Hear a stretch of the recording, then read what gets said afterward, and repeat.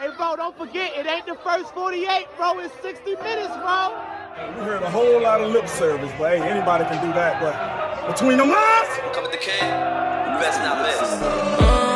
Even the score now, we need to score now.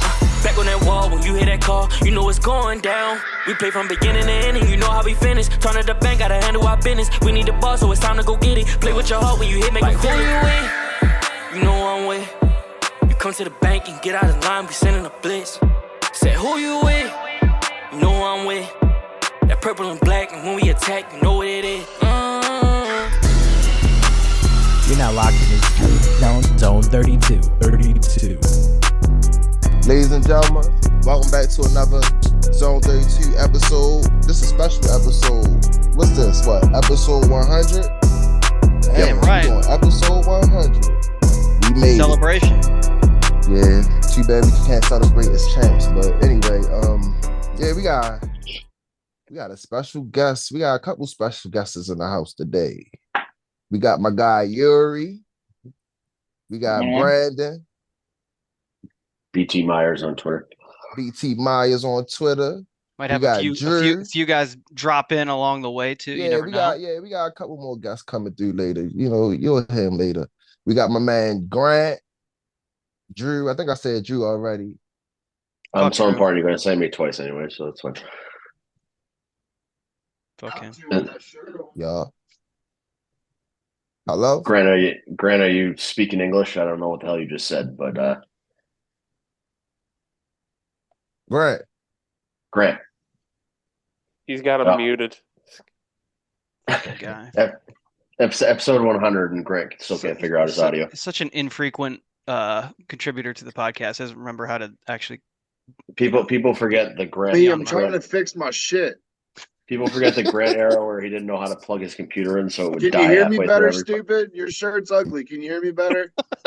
I can you hear me better, stupid? With your fucking white t-shirt talking about, style over here. Actually, it's a long john. It's got all the way. It's the t-shirt's cut off right above the elbow.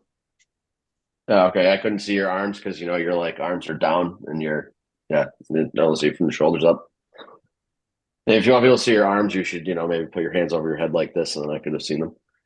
But yeah, Drew's shirt looks like something that like fucking Tyreek Hill would wear.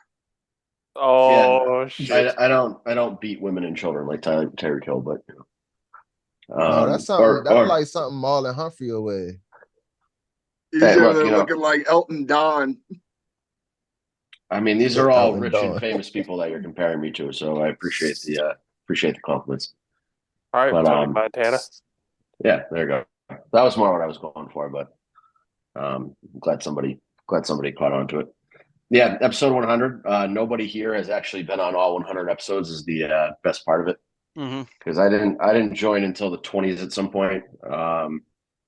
Grant's missed probably 43 episodes for various reasons, like getting lost, forgetting to plug in his laptop, trying out at Ravens training camp. Falling asleep. I don't remember when Will joined, but it was after me. And then we had Trippy this year, I think it was episode 33. I think. Sure. We'll go with that. I forgot when I joined, but I know I kept my streak going to that day. Yeah. I mean, I still came on though, but you made it on, unlike some other people. So it's been 100 episodes. I'm sure we'll get canceled before we hit 200 episodes, but Not a chance. We got this. So I think actually the guy who has contributed to the most episodes is Max. He hasn't been a vocal contributor to every episode, but he's only missed, as far as I'm aware, this will be the third one, as far as I know. Because I edited last week. I edited one earlier, like this season, and I'll do this one. But other than that, I think he's done every single one. So, and there's even episodes that Max has listened to and edited and then held back from the air. That was before you came. Yeah. So he's done it. I went off the rails a couple times. It was not. I wonder why. He's done at least 97 episodes. So Max is the longest tenured contributor to this podcast. Just to speak on the unaired episodes, Grant left Jake and I alone, so you can only imagine what was fucking talked about on those episodes. It was Yeah, it was not suitable for anybody to listen to. So it could be anything. Yeah, number of different things. I couldn't even tell you where half of them went. They were just rambling, probably entertaining, but not suitable for our podcast feed. Yeah, that's saying something. Yeah, hey, we got Yuri on a tight clock here. Why don't we start talking about some Ravens stuff? We got Yuri of Ravens Way on a tight clock here. Definitely make sure to go subscribe, follow his podcast. He specifically asked us. I have one rule. I have one rule. We cannot talk about Drake May while he's on the podcast. That's good. Grant, how you feel about that rule, Grant? I don't feel. Can I get a There's no relevance to the Ravens. No relevance to the Ravens. Carolina. Yes, Yuri, does it upset you that he's not good and like he's Mitch Trubisky 2.0 or You're breaking my rule. I just set a rule and you're breaking it already. Yeah, I'm trying to stick to the rules here. What are we doing, Drew? Well, I was just wondering what your thoughts were on that. That he's like inconsistent. Mitch, I don't want to break the rule. I don't want to break Mitch. Break that fucking rule. Break the He's rules the JJ McCarthy guy. Break that rule. Shatter that rule. JJ McCarthy sucks. Drake May's far superior. National championship winning quarterback. Trent Dilfer has a Super Bowl. Drake May has nothing, so I don't know. Just what was the name? I can't even remember. I can't even remember his name. But didn't he win? Drake May is worse than Cobb Ford. Who is the Georgia quarterback who just won 2 national championships in a row? What was that guy's name? Stetson Bennett. Yeah. Remember? I can't remember his name. He won 2 national championships in a row. He's like a top 3 insurance. He's like a top 3 insurance salesman in the country. Yeah, and then he end up like he was like naked and drunk at a bar in Texas or something like that and got arrested. He was pissing in an alley. He was pissing in an alley. Yeah, he pulled like a Ryan. He pulled a Ryan Russillo and was like pissing in somebody's alleyway in their apartment and pissing next to an apartment. Yeah, whole thing. I'm pretty sure he's like nothing wrong with that. QB. No, there's I piss outside all the time. But it's like frowned upon if if there's children around and you're like peeing in front of children. It was like 2 o'clock in the morning. If any child saw that, then that's on the parents. I'm just covering our bases here. We don't condone peeing in front of little kids. So. No. Like I piss in the woods behind my house. Why did we all of a sudden go to R. Kelly? Again, we got some interesting people that listen to every word that we say that I just wanted to make it very clear of, our thoughts and feelings towards that. I choose places to piss outdoors that are private. They should be anyway. If anybody's can see me, then they're weird, not me. Yuri's on a time crunch, Will. I want Yuri's. This is your guys' episode. Do what you want. Yuri, I want your updated 7-round mock for the Ravens of your wish list of guys. Actually, I got a question for Yuri. Okay.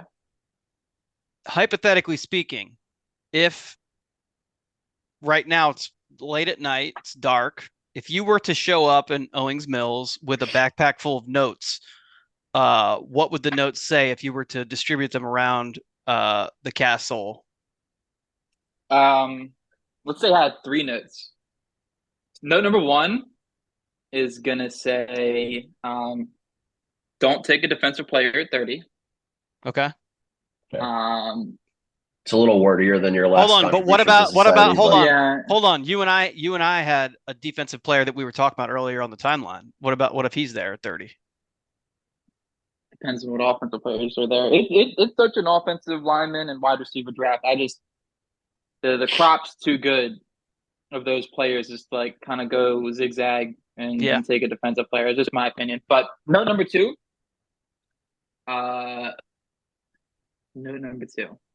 Run the ball in the playoffs. No. Note number 2 would be at Eric DeCosta's desk, and it would say, "Let's see how we can sell the next door neighbor's house." And then would you maybe like put some contact information of a real estate agent? Maybe just like staple it to a piece of paper and leave it. Make it official. Yeah. So it's more of a suggestion than like it's more subtle. Yeah. All right. And then note number 3. Note number 3 would just be Chad Steele sucks, and that's it. I don't like him. I really don't like him. I don't know what it is, but I do not like him. So I didn't reaction. I didn't realize like Chad Steele was such like a widely known and disliked person until like say it was no comment on that. Yo, Chad Steele is like the fucking like the Gestapo. Like he gets shit done. He's good at his job. Yeah, he's good. He's also That is his job, though. That is his job description. Yeah. Anybody who yells at people for tweeting during practices is probably like I don't know, maybe. But it's not just that. that. It's like if it was like I don't know if it was like if Cassie had to do that, it wouldn't be effective. He's like a big dude. Like if he comes over and yells at you, it's kind of like, oh shit. All right, well I guess I kind of got to do it because like he might beat the shit out of you. There is kind of like the threat of violence. Like if you just say no to him, what's going to happen? Then he'll probably take you behind the building and beat the fuck out of you. They're gonna kick your ass. They're gonna kick your ass. They're gonna kick your ass out the castle because that's what they told me. Yeah, I mean that's fair, but I don't know. I would if Chad Steele punches you, I feel like you get a lot out of that. Like you can he won't do it, but he won't do it. He's like the mafia, man. He won't do it where people can see it. Now I'm like tempted now. Everybody keeps being afraid of this guy, so I don't know. I'm with Will on this because Chad Steele literally is the mafia in Owings Mills. He is. He's really good. He's really, really good at his job. My personality is that if everybody says you can't do something and this is going to happen, I want to go see if they're right or wrong. So I don't know. Chad, watch out. It might be there next year. He's one of those people. It's like a lot of practice rules. Yeah, like listen, there's most people when I hear don't mess with this person, my instinct is to like see how far I can push it. But that's exactly what it is. Chad Steele's one of those people. I'm like, I'm not about that. I'm not about the. Well, I mean, I get a good story. Like, let's say Chad Steele fucking like sucker punches me in the side of the head. That's a pretty good story. Yeah, I don't think that would happen though. I think Chad Steele does the dirty work in the shadows. Yeah, but I mean, still be the one punching me in the side of the head. So. Another funny story was getting everyone to believe Will that he spent $73,000 on a ticket. That wasn't hard. That was just a joke that like all it took was just it went way too far. Nobody who I intended the joke for believed that it was true. It's just that as soon as it made it outside the bubble of who the joke was intended for, idiots believed that it was true. And then as soon as the idiots started, spreading it beyond, then it was like, okay, well, I'm just going to run with this one. It was like the Hollywood Brown retirement. Yeah, exactly. Right. As soon as it makes it outside your intended audience, then I posted that with clear intentions. There's no accounting for it. Yeah. I posted that with clear intentions to make fun of people tweeting eyeball emojis. And then like some dipshit with 500,000 followers picked it up. And I was like, oh, it's like, well, this is done. Nobody's going to understand the joke. As soon as British tabloids started writing stories about me, then I was like, well, I'm just going to take this where it takes me. I even like openly mocked that guy, and people after that still put you on the news. So, yeah, local news reporters called me and like even vetted the story. Yeah, and not much vetting. No. Hey, what did you say your last name was? I didn't say my last name. We don't use last names around here, buddy. Yeah, this is Twitter. Yeah. We got sidetracked from Yuri's 7-round mock here, though. Yeah, I'm waiting on that as well. Okay. This is the February 28th version because I'm sure by draft day we'll have at least. So at what point are we going to get? By the end of the weekend, we'll have different picks. At what point are we going to get a mock draft that you then put into Madden and simulate a season? That's when we know it's getting serious. You want another one of those?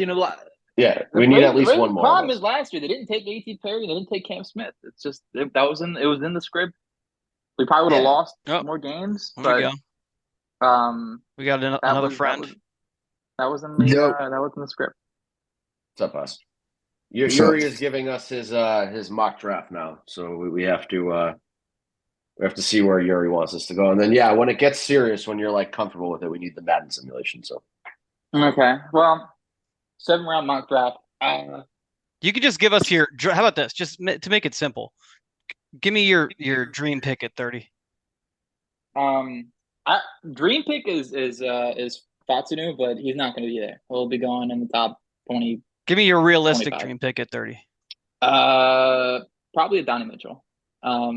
Jordan Morgan, I like Jordan Morgan, but I think he probably is going to profile into being a guard. But Fatanu is just such a road grader, and I almost want to move up for him, but I know it's not going to happen. But I'll give you my first 4 picks. I'd probably go Mitchell, Amadaji, the tackle from Yale, at 93, the other corner from Missouri, Abrams Drain, and then in the 4th, I'd probably pick somewhere between Braylon Allen and Cooper Bebe, but I think Bebe is going to go after he tests this weekend. So those are my first 4. I like both. I like both the corners from Missouri. Also, they're both Rake Straw. Rake Straw is a way better name. No, but they're both really good corners. They're both really good, but obviously Rakestraw is awesome. But no, I think I mean, if your name's Ennis Rakestraw, you have to be really good at football. Yeah, so it's a nerd name. Yeah, you can't have that name and not be like an all-pro every year. Well, and Yuri classified him as a psychopath earlier, which I love. He is a psychopath. You need corners that are. It's a red flag. That's a green flag. Like that's what I want. Just to clarify some things before Grant freaks out, we don't want him like punching children or something like that. Like that, that's a bad kind of psychopath. Yeah. Or Grant gets his panties in a bunch about his boyfriend wide receiver. Is Grant muted again? No. Who's his boyfriend wide receiver? Grant's studying for his BBC list. George Pickens. Grant's a big fan of George Pickens and that guy from Auburn who punched a 9-year-old autistic kid. Those are his 2 favorite wide receivers. They think that I should like him because he's got it. Because I don't care if somebody's got a criminal history. Apparently, I asked if you liked this guy and you did not confirm or deny. So I'm going to assume that meant you liked him. I'm sure you had no idea who he was because he was like 8th string wide receiver and he's like 28 years old. But he popped up and he just screamed Grant guy. Yeah, I saw the story and I was like, this is Grant's guy. Another thing that Drew and Will like to say that George Pickens punched a special needs kid, and the kid came out and was like, "I have a 3.0, but they won't let it die because it killed George Pickens." Yeah, he had a gun to his head. He had a gun to his head. Yeah, put it right up there, didn't they? It was a 3.0 in Georgia. I think we all agreed that's like a 2 everywhere else in the country, besides maybe Alabama. So. I don't know. It wasn't a really great defense on that kid's end, but I like Yuri's mock other than it doesn't have any Michigan guys. But hold on, Yuri, don't you? Your podcast is with how do you pronounce that guy's name? Boss. I just call him Boss. Voss, yeah. He is the world's biggest George Pickens fan. He's the guy who argued with me that we shouldn't have taken Tyler Linderbaum. We should have taken George Pickens 25th overall. No, you have him confused with. Oh no, I don't. He said we He said we should have taken George Pickens over Tyler Linderbaum. He says he's watched George Pickens since he was like 11 years old. He's the world's biggest George Pickens fan. I mean, who wasn't watching? No, you're thinking of. No, I'm not. There's a Vogel. No, I don't talk to him. I've had him muted for 6 years. I don't talk to that guy. Okay, never mind then. But he's a huge Georgia guy. That's why. It probably is Voss. No, it is. No, yeah, it is. I promise. If you just tell Voss that if he says to cut Patrick Ricard one more time, I'm going to have to go scorched earth on the internet. So. It's getting to the point where the next person that says that's going to get a Drew beat down on the timeline. So. Yeah, how dare we get rid of our radio? I would pay money for you to call Patrick Ricard radio to his face. I would never do that. Yeah. But he's like we talked about the other day. He's like I love Patrick Ricard. He's like our fan, I want him as long as he can be there because he's just like a Baltimore dude. But you ain't gonna pay Brian Scalabrine $1 for a fullback, huh? Yeah. No, he's a cut and sign guy. I mean, his contract is not reflective of his value at this point. But you don't. I think he brings value to the team, but the contract is not. That $4 million price tag. Yeah. You got to rework the contract, but we need him back on the team.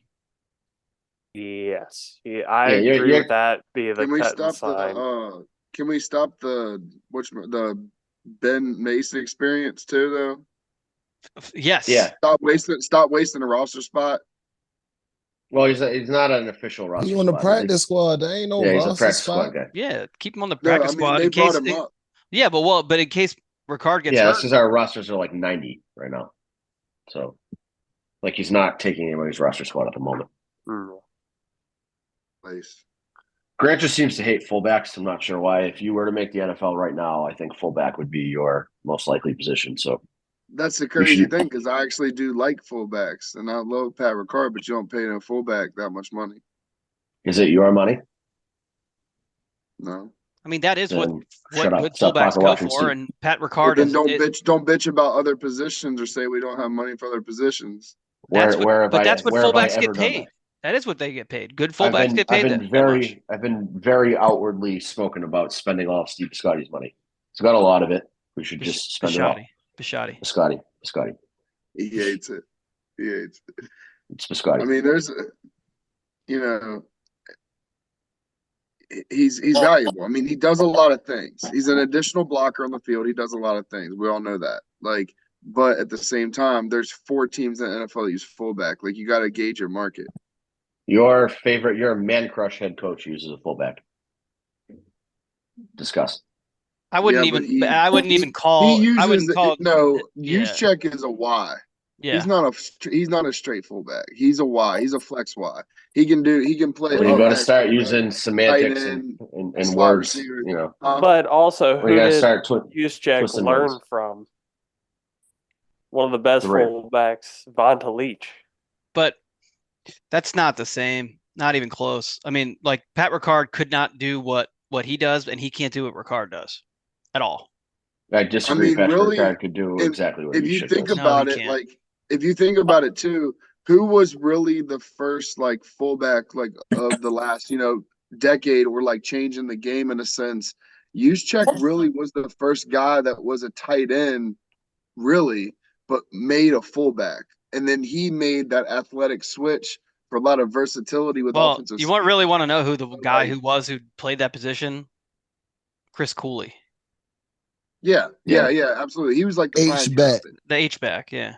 Yeah, but he wasn't Chris Cooley was awesome at what he did, but I think Juszczyk is a better you would put him in a run game to lead block. You wouldn't put Chris Cooley as an upback or fullback to lead block. He played much more of a game like Juszczyk does than what Pat Ricard did. You would never have Chris Cooley or Juszczyk play like you do with Pat Ricard would flatten Juszczyk in a one-on-one situation. They're just not built the same. Who was the wrestler's son?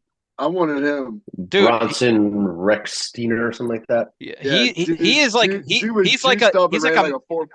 a main event wrestler now.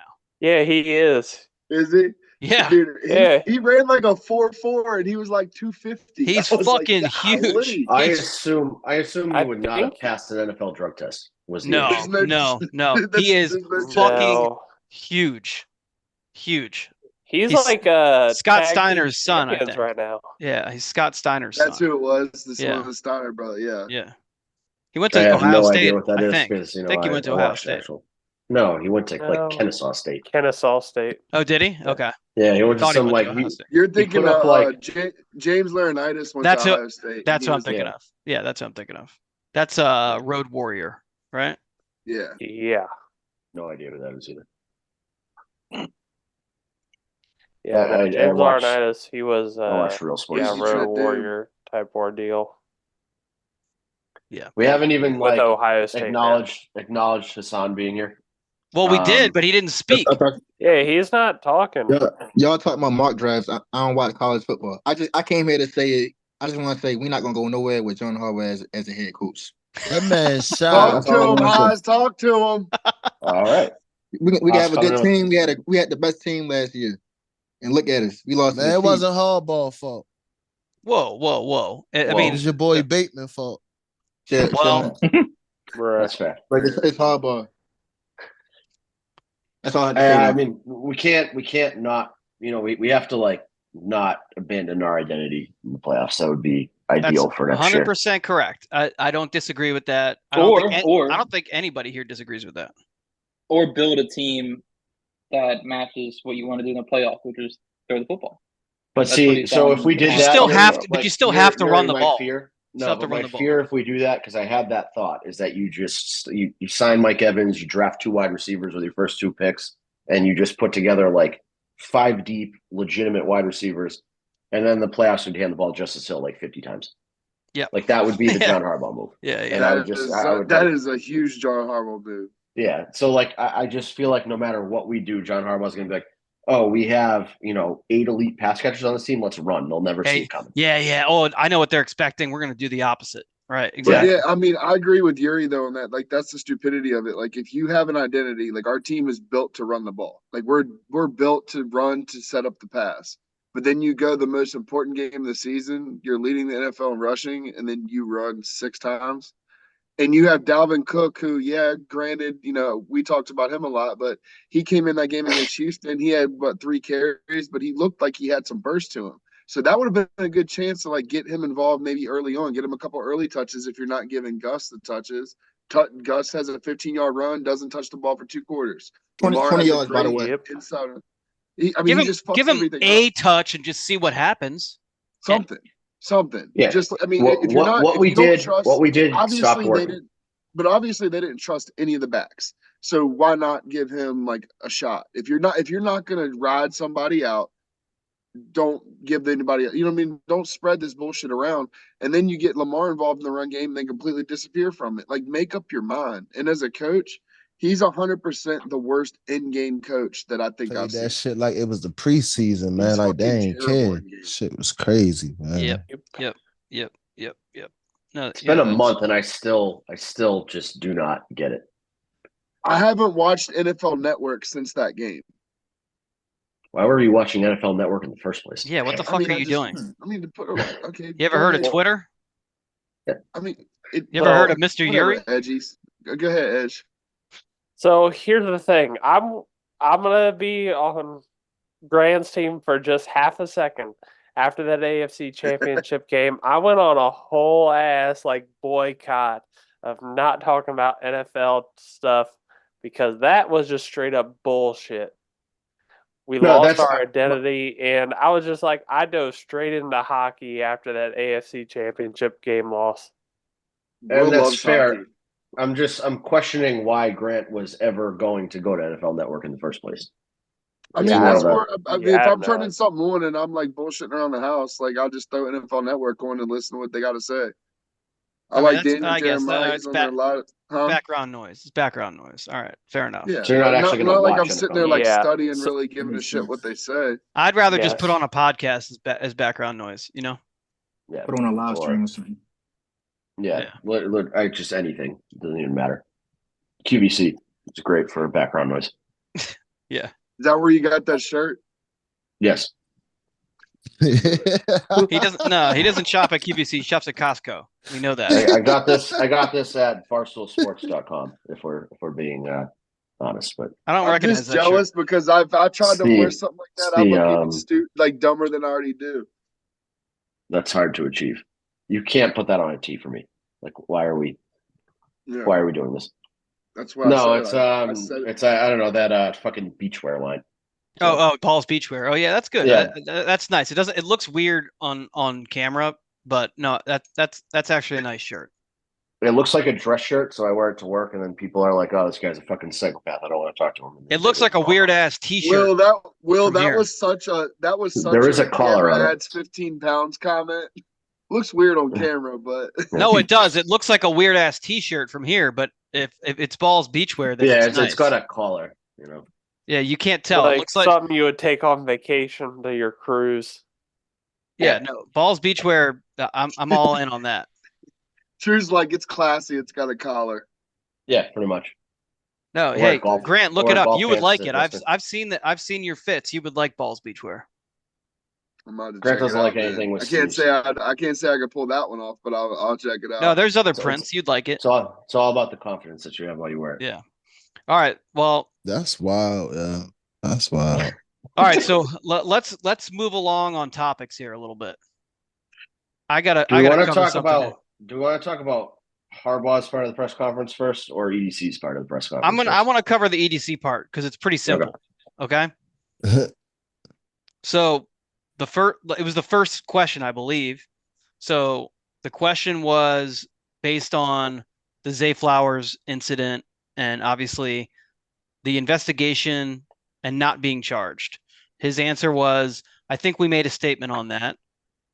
So that basically the opening part of the answer was, hey, idiot, we've already addressed this, but I'll go on to say, obviously, domestic violence is something we are deeply concerned about, and we will continue to assess the situation as it unfolds.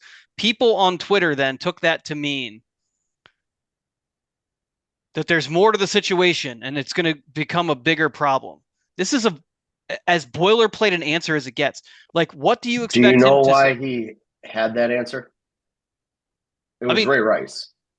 Obviously, right? Like, well, yeah, like, okay, here's the alternative answer. The alternative answer is case closed. He didn't do anything. But like, what the fuck? What good would that answer give? Like, that there's no good reason to give that answer because then it opens the organization himself, Zay Flowers, up to look like an asshole. Everybody to look stupid, right? So, like, this just leaves the door open if somehow something like crazy happens. If a video comes out, exactly, that, right, you know, exactly. TMZ employees buys from a failing casino, so you don't look like an asshole. I mean, that is exactly what happened with Ray Rice. Is that it leaves that tiny little sliver of a cracked door open if something insane happens where some wild evidence is produced that shows Zay Flowers beating the shit out of his girlfriend, which there is no indication that happened. None at all. Because if that existed, the police would have it.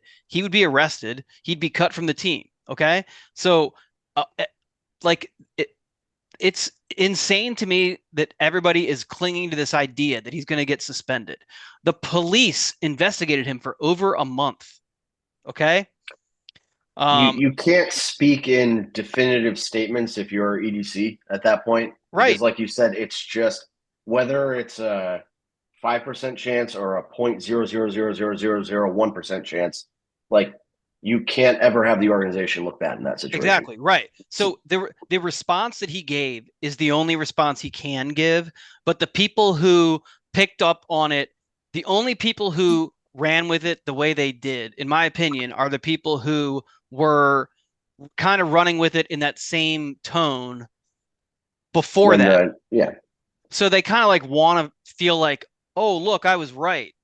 This isn't over yet. It is over. The fucking police told you it's over. The investigation is closed. So absent any new evidence, there's nothing here. There's nothing to see here. The NFL and the idea that the NFL is going to come up with something that is going to be suspension worthy is ridiculous. Tyreek Hill has had how many fucking incidents? How many? He just broke a woman's leg like last month. Right. Tyreek Hill has had like, I mean, honestly, I don't know if I'm exaggerating here. I'm pretty sure he's had like 3 or 4 different incidents where someone has either been injured or accused him of some sort of like assault. Yeah. Since he's been in the NFL. Yeah, but wasn't the broken leg thing they were playing football and she stood in the way and didn't move and he ran her over? No, what happened, Grant? No, she said she claims she was beating him in some kind of football activity and he got pissed off and like trucked her. And here's the story. So I read Tyreek Hill trucks woman and I sit there thinking that they're playing flag football. Well, and he's running full speed and she didn't get out the way. You should take a look at this lady. Running drills. Take a look at this lady. She can generate some power from the bottom half. Yeah, she's got some. She's pretty good at left tackle, to be honest with you. Yeah. So apparently what Ronnie's out. This is kind of we're off track a little bit here, but the story was told, he became a little bit embarrassed because she moved him off his spot in front of people, and then he charged her with aggressive force, which ended up breaking her leg. That doesn't matter. All I'm saying is that he got TJ Watt. They were probably doing 101s. Right, but whatever it is, all I'm saying is that incident now is like I think like the fourth time, and people are like, oh, but that's different. But okay, fine, that's different, right? But that's number 4. That one, the last one was the Marita incident, which there is a video of him having some Punching kind of a guy in the physical back of the head. altercation, right? Then there was him breaking his kid's arm. And then there is him throwing his girlfriend down the steps. That's 4 incidents. Okay. While pregnant. Right. So there is no difference when you start talking about him beating his kid and throwing a pregnant woman down the steps. That's a far worse situation than anything we're talking about with Zay Flowers. Joe Mixon shot a child and waved a gun at a woman and told her and I don't want to get into this is worse than this. But all I'm saying is it's the NFL involvement. Here's my question though. These people that are obsessing over him, like getting fucked up over this, like some people like seem like they want him to get charged. They do. Yeah. What do they gain? Like what do you gain from an innocent dude that's like just trying to play football? You don't like him because you didn't think he should get drafted there. You don't like him because he fumbled at the 1-yard line. You don't like him. It's Grant. If you went and searched everyone's Twitter history who has something negative to say about Zay Flowers right now and wants this to be true, I promise you they were asking for EDC's head on a spike at this time last year. Mm-hmm. And so they think if something happens to Zay Flowers, they can then turn around and say, oh, look, another EDC draft bust. Oh, we got to fire him. They want to cling to that take that EDC is terrible. They're all the same. We all know that I trolled really hard on him. Yeah. And like he's a good dude. Like if we're getting serious, like he's a good dude. He's a great dude. Your criticisms of him were all he does his job. He didn't do a lot of things I wanted to do, so I criticized him. Your criticisms of him were because he didn't. Was it 100% serious? No, I troll. It's a fucking bit. But like when people get serious and like want the team to fail just to make a guy look bad, it's fucking terrible. Like it's weird. Your whole point was that you wanted EDC to kneel at the altar of Grant and do exactly what Grant wanted, and when he didn't, you're going to make fun of him for it. Well, but and he finally did, and we went to the AFC Championship game, and John Harbaugh fucked it up. Yeah, but there are people who legitimately like they wake up every day and they're like, I need to. All right, Yuri. You have me. Thanks, man. Yuri. All right, Yuri. Appreciate you, brother. Yeah. Make sure we check out Yuri's Madden simulation too when that comes out. It's going to be very important content in the Ravens world. But no, there are people who like wake up every day who are like, I need something to complain about for the Ravens. That's just. And I'm going to give you an example, and it's something we're going to talk about later, but I'm just going to give you a little preview of that. The Ravens report card, the NFLPA report card came out today, and the same people who are kind of still clinging to the fact that, the Zay Flowers is going to get suspended bullshit. They also, okay, sorry, dog's up my asshole here. Those same people, I predicted this when the Ravens report card came out, where this year we moved up in the rankings from last year. Last year we had one bad grade, and it was the strength and conditioning coach, right? MAGA Steve. Yeah, MAGA Steve, who, by the way, last year when that grade came out, we had the sun. Yeah, we had already fired him when the grade came out last year, and people were all over that. Oh, Steve Saunders. We had already fucking fired him weeks before the goddamn grade came out, so it was already a moot point. The franchise, the organization had already addressed it, right? But the grades had already been tabulated before they had been released, right? So they already knew it was a problem. Now, when the grades were released this morning, I said, watch. The same old shitheads are going to start complaining. Oh, look, the Ravens are, suck at this. Look, the Ravens are 15th out of 32. We suck. We're in the middle of the pack. Meanwhile, at the same time, the grades are coming out. The world champion Chiefs, guess where they ranked? 29th, right? Is where they end up? No. Or 31st. No. Yes. 32. Commanders were below them, I'm pretty sure. No, they weren't. No, they weren't. Chiefs were 32 out of 32. All right, but here's the other thing. But hold on. That one of those people, the person I expected, I found his loophole. You know what he did? he went on a tirade about how it took all this and that and the other thing for John Harbaugh to get rid of Steve Saunders.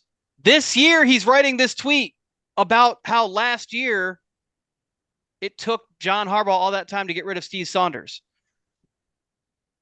Now, let's remember, I just told you, last year when the grade came out, we had already gotten rid of Steve Saunders. This person is writing a tweet this year when the grades came out about Steve Saunders.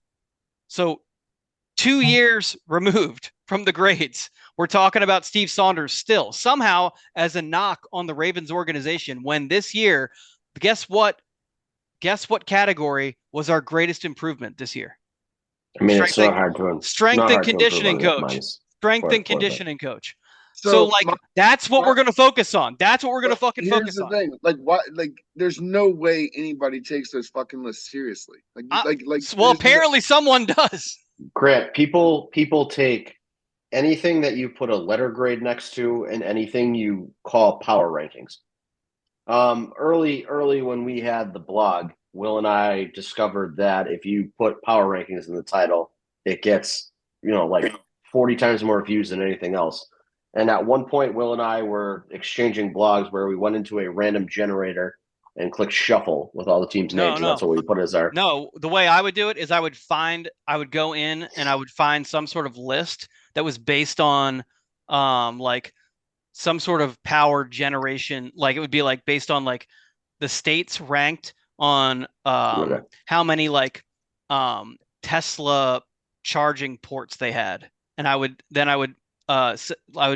rank the teams based on which state the team was in. And that's the power rankings, and people would get so mad at where their team was ranked. And I would say, oh, well, here's the source. And then they would click on it and be like, oh, whoopsie. Like I literally went into a random generator, put every team in there, and just click shuffle. That's what I did for my power rankings. So, I mean, it's wild what people get mad at. Like you had the people getting mad at the EDC press conference for the Zay Flowers comments. I took only one thing away from him talking, and it was that we're going to get a full rebuild of the offensive line. He did this last year with the wide receivers too. That was the position group he talked the most about. Talked about how he, dropped the ball in the past, whatever. This year he focused a lot on offensive tackle and just the line in general. That was really my only takeaway. I find most of those press conferences to be, I don't know if like boring is the right word, but you don't really get anything of value out of them. They're not telling you the truth. They're not telling you everything that they think. People got bent out of shape about, I want to say he made a comment about JK coming back and Gus coming back. And people were like, oh, look at this idiot talking about, signing these running backs back. Like, I don't think he signs either one of them back. And I don't think that – what's he going to say? No, we're not going to sign them. Like, if they want to come back for veteran minimum, maybe he'll sign them. So he's not going to close the door on any opportunities there. But I think really our only takeaway from that press conference should be that the offensive line is a priority this offseason. Right. Yeah. Agreed. Yeah, and, I mean, you could even look at Harbaugh's press conference, too, and it was all fucking lip service for Bateman and dumb shit that really doesn't mean anything.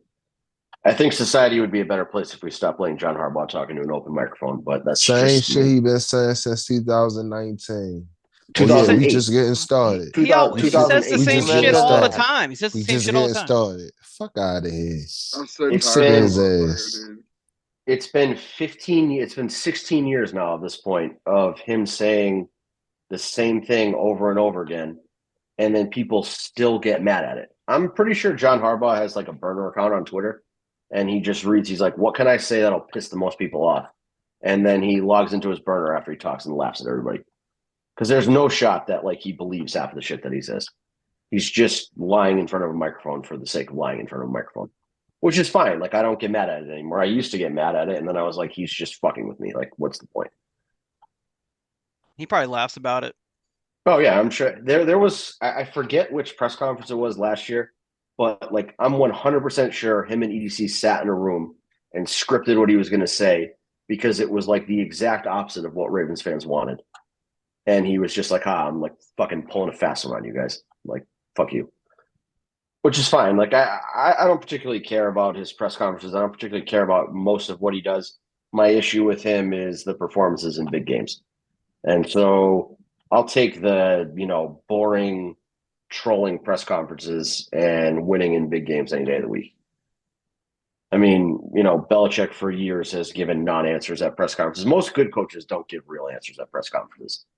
I mean, you don't see Andy Reid putting out some deep, intelligent thought pieces at press conferences. Like any coach who's been successful is typically not really speaking to the media like that. So I don't know why anybody expects anything different. Sorry, did you just use Andy Reid as an example? He's won 3 Super Bowls, so unfortunately, I do have to. I don't know. My connection was going in and out. I couldn't hear it right. Kyle Shanahan still sucks balls, so I still have that one over you. But that's true. Yeah, that's an undeniable fact. If Kyle Shanahan didn't suck balls, Andy Reid might only have 1 Super Bowl. So, Kyle Shanahan does have to fall under pressure. Yeah. Nobody in the history of the NFL is better at blowing double-digit leads in the Super Bowl than Kyle Shanahan. Proven fact. It's just undeniable at this point. So, Haas, what do you think? Yeah, Haas is not a Kyle Shanahan guy. Confirmed. No, I'm not. No. Yeah, Haas hates John Harbaugh, which is fair. I mean, no, I don't hate him. I love the Ravens. I just think we'll be better if we just stay. You're tired of him. It's gone to the point where it's like, it's the same shit every year. Like you want something new. I get it. I just want kind of the way that I'm thinking about it with John Harbaugh though is move him to like what Seattle's doing with Pete Carroll.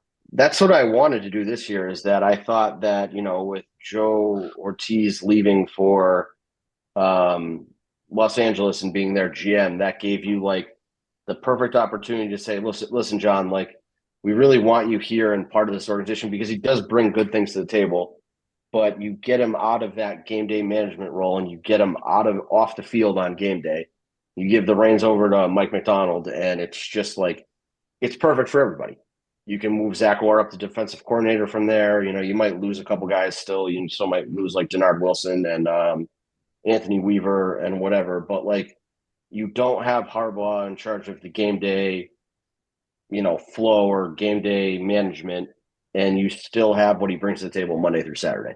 So what happened to that thing with Jerry Rosberg coming back to do game? That was 100% Twitter's fault. I'll take some accountability there. Is that clearly they read everybody's reaction to that saying, what would John Harbaugh actually do at that point? And we're like, shit. I think it was his daughter. Uh-oh. I think it was his daughter. You think it was? Yeah, Jerry Rosberg's daughter is on Twitter, so maybe she saw that. But I think she was like, "Dad, don't do it." I mean, I might be lying though, but I don't know. Dad, don't do it. You're going to get paid. Dad, they're going to pay John Harbaugh $12 million a year to be a mascot at that point. Don't do it. They's gonna fry you on Twitter. What's up, Jake? What's happening, y'all? Damn, this King is lost. Damn. Jake, nice to join us. That's right. That's right. I told you I'd be between fucking 8 and 8:30, aka 11 and 11:30 p.m. Eastern Standard Time. I fuck with the Hawaiian shirt, Drew. Normal person time. You like the Hawaiian shirt? Grant's had a lot of negative comments about it during the podcast. It's really hurt my self-esteem. But hey man, this man looks like he's going to a Jimmy Buffett resort, fucking the Hotel California, all the shit. He's looking like he's having a good time. Yeah, that's what I'm here for. Good times and laughs. It's funny too because the color scheme's like a Lisa Frank fucking art book. So I mean, I'm not insulting or anything. It's like that's the color scheme. Hey, you're here having yourself a fucking time. That's all that matters. Now, me on the other hand, I'm watching the greatest fucking zombie movie ever made. 28 Days Later. The end is extremely fucking nigh. Here he goes. He just got here. You've never seen it. I've seen 28 Days Later. I've seen it. Phenomenal movie. Jake, what do you think about EDC's press conference? He did what he likes to do. Says nothing while talking. He said absolutely nothing of substance, really, other than, oh yeah, we like pressures. I like all that Adolfo. Yeah, these are these traits we like about certain players. They got nothing in the specifics. which is what he does. Nothing wrong with it. That's every GM in the league. It's all games. It's all gamesmanship. Say as little possible while you're speaking words. Yeah, fill as much airtime. Yeah, exactly.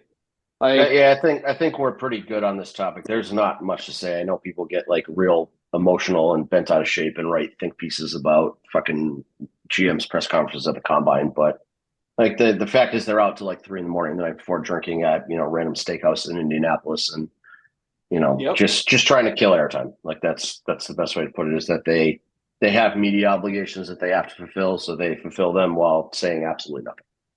Every blue moon, you might hear a little nugget that winds up being a thing later. Like I think he made it clear that they have work to do on the offensive line, but everybody knew that. That's not like breaking news to anybody. It was more that he just acknowledged it. But you ought, even if you don't do anything with your tackles, you have to replace 2 starting guards.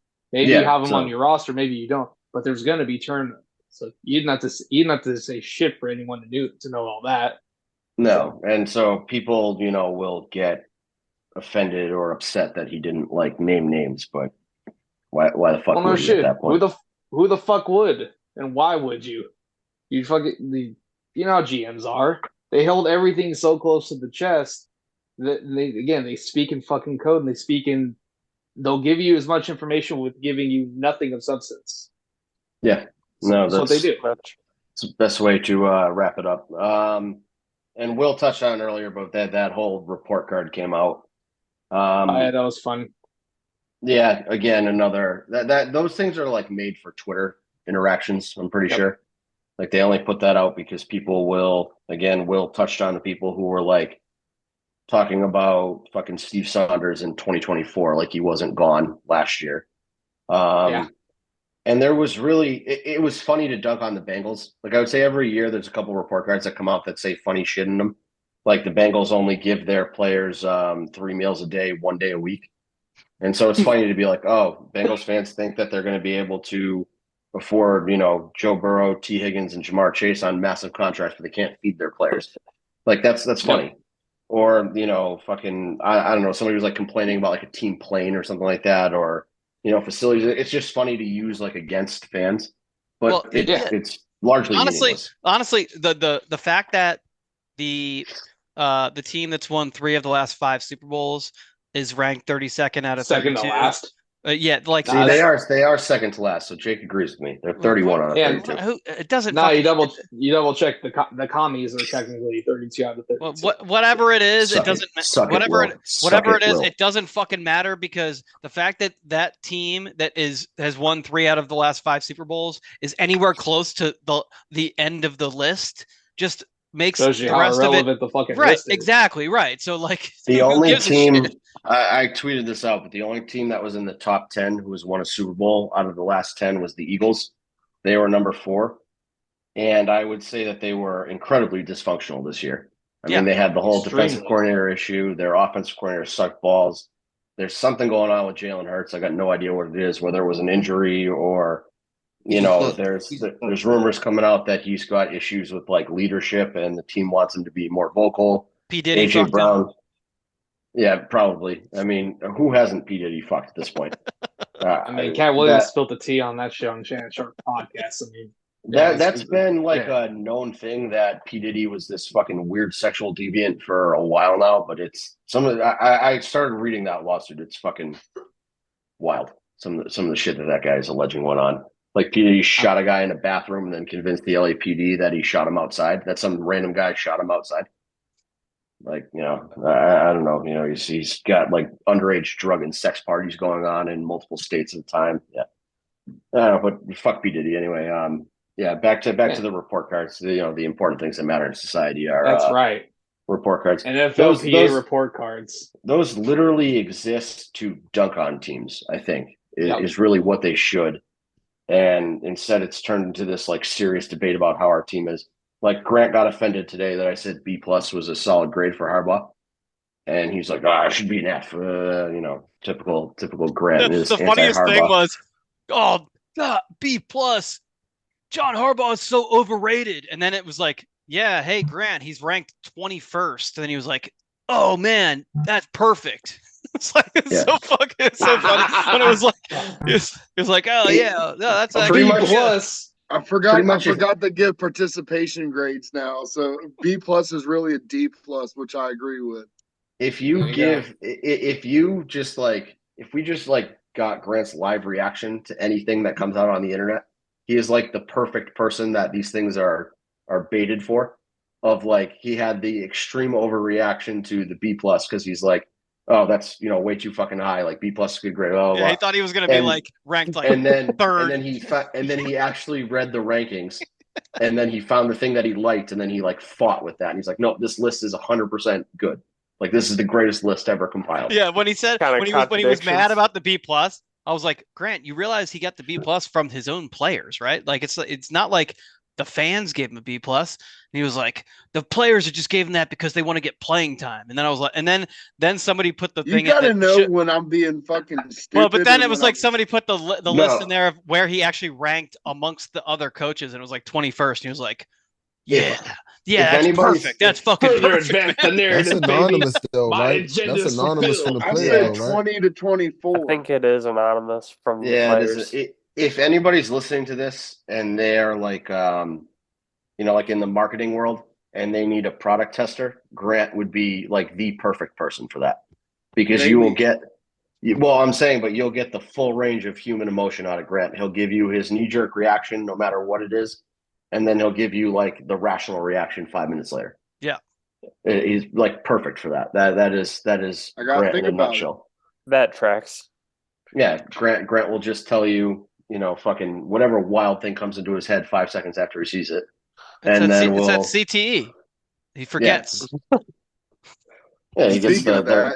That's from playing that semi-pro shit, man. But still playing that shit, ain't you? Now, listen. Yeah, we got a game in DC this weekend.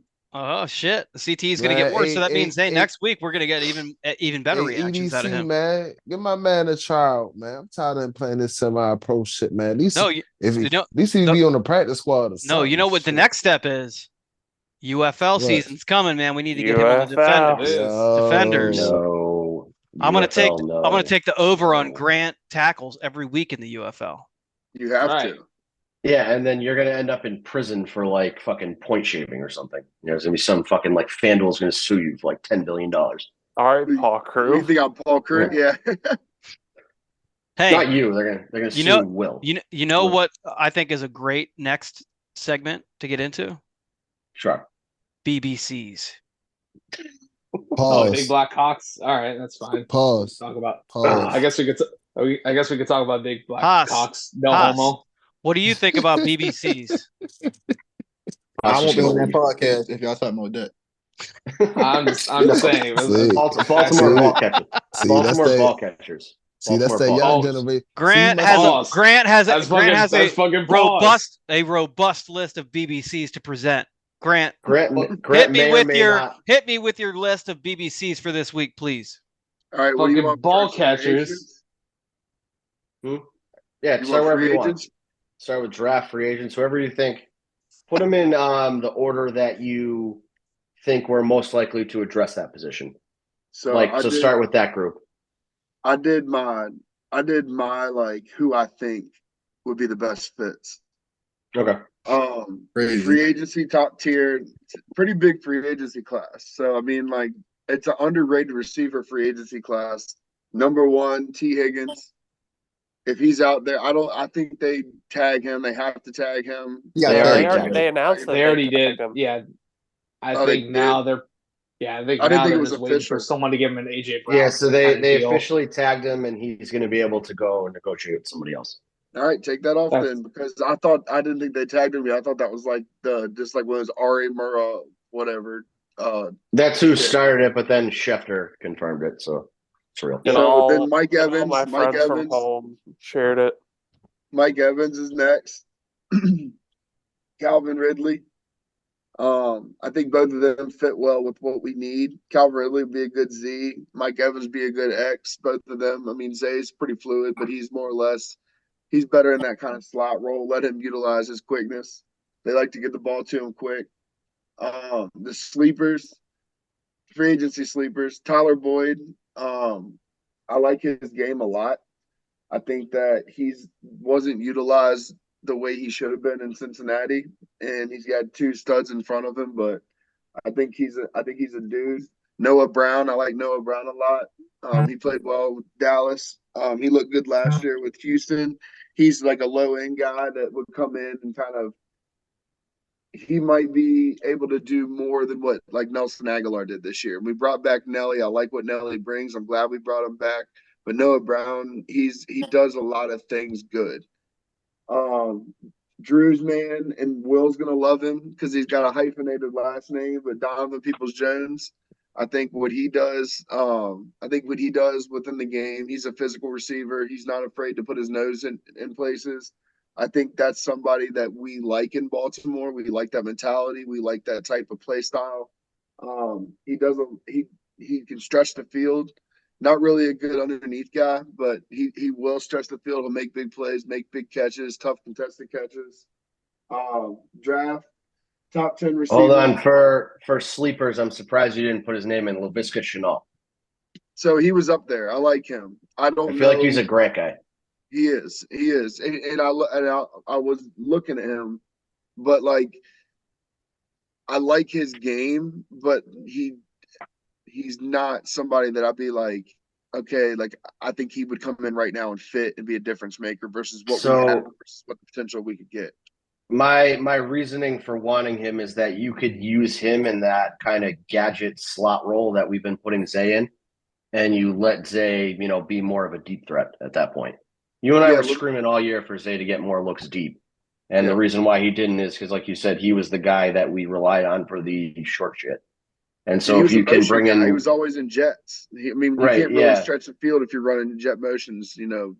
And so if you bring in Shenault, maybe he could be your jet motion guy, your quick passes underneath guy, and that lets Zay stretch the field more. That was kind of my rationale on him. And Shenault also, he's a running back that plays wide receiver. Yeah, which I'd be okay with that too. You talking about Joe from Jacksonville? Yeah. He was last year. He played Carolina last year. Yeah, right? But he was hurt. I think wasn't he for most cool. of the season. He's cool. I like. He cool. Yeah, he didn't play. He didn't play much last year, but I want big. I'm glad Marquise Brown is on your list too because I thought it was going to. I almost put him on there for you. It was close, but he's a tweener. He's not a top tier guy, but he's not a sleeper. So it's like. He's the same way I view T. Higgins. He's not going to be your wide receiver one. He's not capable of that, and he's going to want wide receiver one money. T. Higgins was my like. If he would have hit the market, he just said 1-1. Yeah, but I mean, Grant is now smart and realizes like he doesn't want to give the Bengals picks for him, so took him off the board. I agree with that. Top 10 draft wide receivers. Obviously, hold on. I got a question for you. I got a quick question for you. Why wasn't Odell on your list? To me, I want him back. I'll take him back, but I'm doing more or less like free agents that aren't associated with Baltimore. You know what I mean? Like bringing him back would just be a re-sign because he's already under contract. Yeah, you're looking at people with no history in Baltimore. I got you. Okay, fair enough. Just making sure. Top 10 draft wide receivers. Number 1, Marvin Harrison. Number 2, Rome. I like Marvin Harrison's the obvious. I mean, he's a superstar. We all know that. Rome is like, he reminds me a lot of Odell, not necessarily his speed, but the way he plays the game and the way he plays the position. He reminds me a lot of Odell. Does a lot of great things well, makes a lot of tough contested catches, great hands, great route runner. He does everything.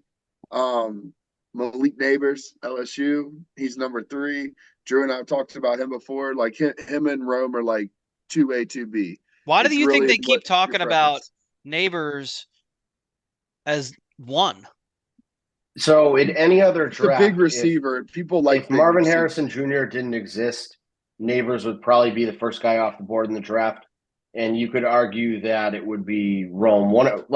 You have 3 legitimate top wide receiver prospects in this draft.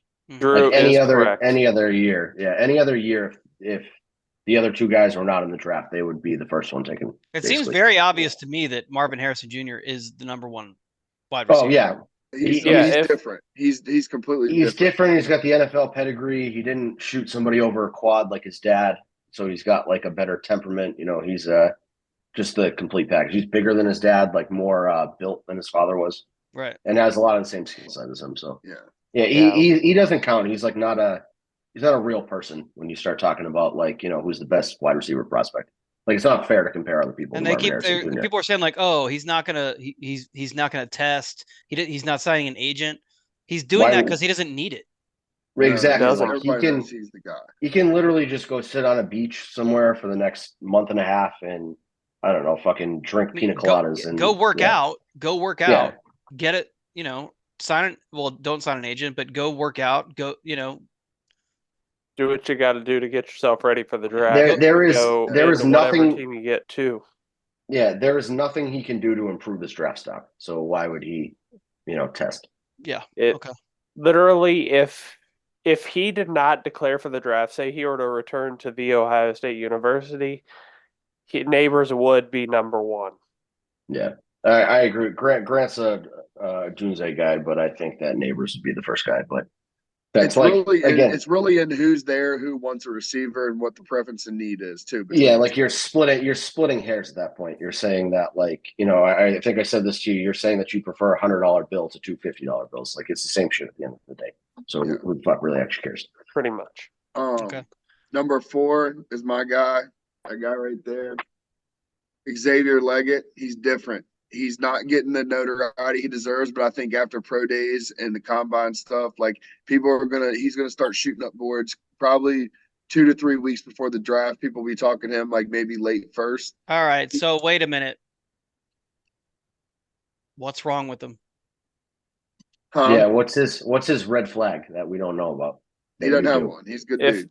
I don't believe. I would say there's at least 2 red flags with Grant's picks. Okay. Tell me what crime Xavier Leggett has committed that Grant knows about that we don't, because that's. Oh, Brandon's got the court documents up in front of him, I think. I'm looking. I'm going on Google right now. I mean, he fits him and Adonai Mitchell to me are the 2 guys that I'm like who could realistically be there at 30 that kind of fit what we need. Yeah. So I'm not opposed to him being your 4th wide receiver on the board.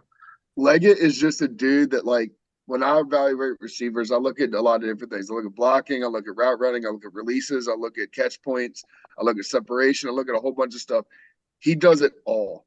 And he's 6'3", yoked up. He's a bigger version of AJ Brown.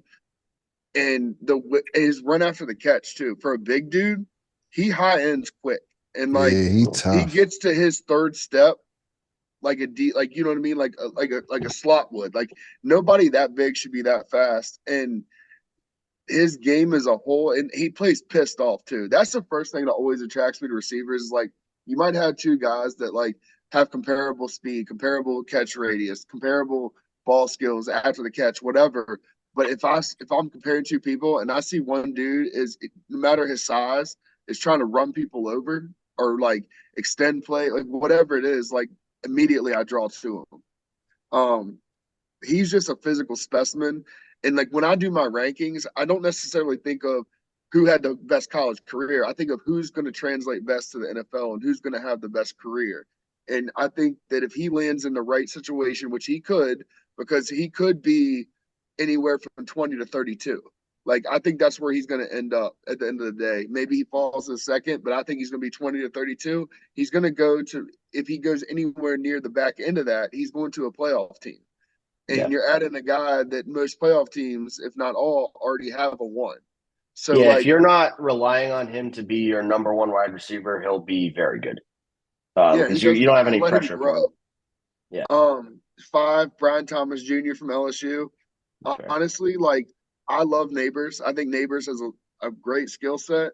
Brian Thomas is a freak. He's 6'4". He's a little bit leaner, but another guy, speed, downfield ball skills, separation down the field. He does everything that you want in a wide receiver. This we have no shot at him though, right? Loaded. Huh? We have no shot at him, right? Brian Thomas. Honestly, I could see him going before Leggett and there could be a run on scouts like him a lot. They like Troy Franklin a lot. They like Neighbors, or Rome, Marvin. So there's 5 receivers that could go in the top 12, top 13. Yeah. So like I could see a mini run where 3 of them go in a row in the top 12. Found a red flag for Grant's boy there. There's some separation issues. Like we're an anti-separation podcast. We put this out there last week because of everybody posting the clips of Bateman's separation. Yeah, that's why I made the comment about separation. See, I didn't know about that. I was trying to look into or do the due diligence of trying to find the as we call it in Indiana, the my case.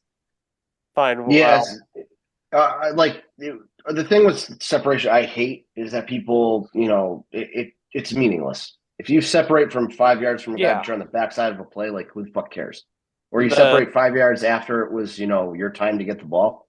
Like you were covered when, you were the read. And then when you're no longer the read, you pull away from your guy. Like that doesn't help anybody. And then I found a couple clips of him where he had basically swatted the guy who was covering him. Oh, so he's an OPI guy. Yep. And like I watch a lot of like the games, like film, but like if you want a quick clip of like what somebody can do, like YouTube highlights will show you what potential looks like. A lot of people use that to rely on complete judgment. But like if you want a quick glance at somebody, I suggest you go look at him and his videos. The dude is special. Like what you're still talking about Leggett? Yeah, but I went back to him, but that's because that's what he's talking about. But anyways, when I like him. I hope you draft him. So Grant, a guy that I always hoped would be a Raven and never was because of his size and his high point ability is Alshon Jeffrey. And then when you moved your head and I saw the South Carolina jersey, it took me back and I was like, oh shit. Now I'm gonna have to be in on this. I mean, he's a lot like Alshon, and I'm not saying he's gonna be as good as, but his game is like T.O.'s game. Like he's a big physical dude and he will run after catch. Like you don't really see guys with that size, that strength be able to do those things. They're either one way or the other, or maybe one way with the low half. You might have a guy with semi-speed, but you don't see a guy with jets. Don't make me regret this. Don't make me regret this. If I find out that he beat up a retarded kid, then it's your ass. All right? All right. I'll take blame for that. There's Thomas Jr. 5, Malachi Corley 6, smaller school guy, but his game, he's got it. He's got game. He could fall because of where he, you know what I mean? There's smaller school receivers sometimes. Do you like him because Steve Smith likes him? Is that what turns you? Do you like him because Steve Smith speaks highly of him? I didn't even see that he did, but I love Smitty. So if we agree, then I'm cool with that. My fear with that is that Steve Smith was the first guy to like put Corley's name out there, and Steve Smith had a lot of nice things to say about James Prochet. So now I'm like, I question what he says sometimes. All right, so I should think about that again. But no, he's another one. He's good. I mean, he's probably a second round guy, but he's got game. And 7, Xavier Worthy, another one of my favorites. Must be something about the name Xavier this year, but I think he's better than and last year, apparently. Xavier. Yeah, right. Flowers' first name is Xavier, not Xavier. All right. Well, it's we're in the same neighborhood here. Yeah, but speaking of him, like if I called you Bill instead of Will, you'd get pissed off at that. So I wouldn't get pissed off. That's the same neighborhood. But speaking of him though, like speaking of Zay, like I mean, honestly, if you watch Xavier Worthy, he's this year's Zay. Like he's 6'1", 175. Like he's a little leaner, but he's got that quick twitch and he's explosive. He's this year's Zay. I like his game. He's another one that he's a smaller, skinnier guy, but he will try to run over DBs. Like I shared a clip in our chat where he tried to run over a dude at the goal line. He was already about to be in the end zone and truck the dude.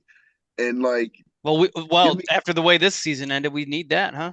Well, and give me somebody with that mentality. And I'm another one, like when I'm evaluating the positions of receiver and thinking of like who could go to Baltimore, who could go here, who could go there. I'm not one of those people. It's like, all right, we need a tall guy. We need a fast guy. We need a catch guy. No, if you can play and you can run the route tree and you can play the position outside the numbers, inside the numbers, I don't give a shit. If I don't care if the whole receiving core is 6 foot tall, 5'11", I don't care. If you can play, you can play. And like that's where people get caught up a lot is, oh man, we need an X receiver that's 6'5". No, we don't. We need an X receiver that's an X receiver. It's a certain skill set and intangible that translates to that position. If there were two guys, if there were two guys that fit that X receiver mold, and everything is the same across the board for both of them, and one of them is 6'4" and one of them's 5'11", I'm obviously taking the 6'4" guy. Well, if everything's even across the board, yeah, that's exactly like it. That's your if you're looking at two equal resumes, then yeah, size matters, but it doesn't matter if one resume is significantly better than the other one. Yeah. 8, Troy Franklin from Oregon, fast speed. Another guy run after the catch. He's kind of like JSN. He reminds me a lot of Jackson Smith and Jigba from last year. But doesn't have a problematic name, so that's a plus. We'll stick to the acronym on that one. Catch a quick slant, there's multiple times where he's caught a quick slant and then split the secondary. Like it takes a certain type of speed to be able to do that. 9, Lad McConkey from Georgia. He's got a lot of skill. His route running is crisp. Like his game's going to translate big time to the NFL because he does all the things they need receivers to do with his releases money. He runs a great route tree. He runs the whole route tree. He's got great hands, and he knows Todd's system. And he knows Todd's system. Yeah, exactly. Like he played there for 3 years. Yeah, so I mean, he's got that background knowledge that nobody else, wide receiver wise has. Yeah, and then 10, I got Keon Coleman. I was wondering if he was going to be on your list. I don't have AD. AD would be 11, but like Keon, I think has an edge. Who would be 12? Huh? Who would be 12? Because you're missing somebody that this is going to be a very obvious statement by me. I'm sure I know Rome. Yeah, the real Rome, not the fake one. The real Rome. I don't hate him.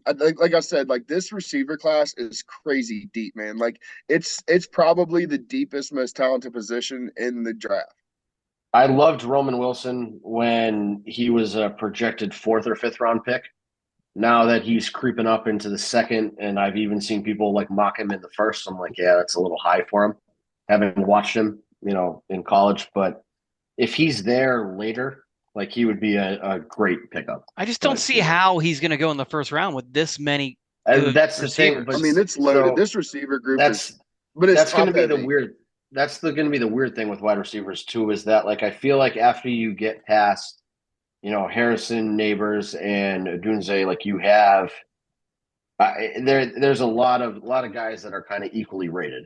You're going to have a lot of guys with 1st and 2nd round grades that one of them is going to fall at some point. Like somebody's going to get taken. Like there's not going to be 7 wide receivers taken in the 1st round. It's not going to happen.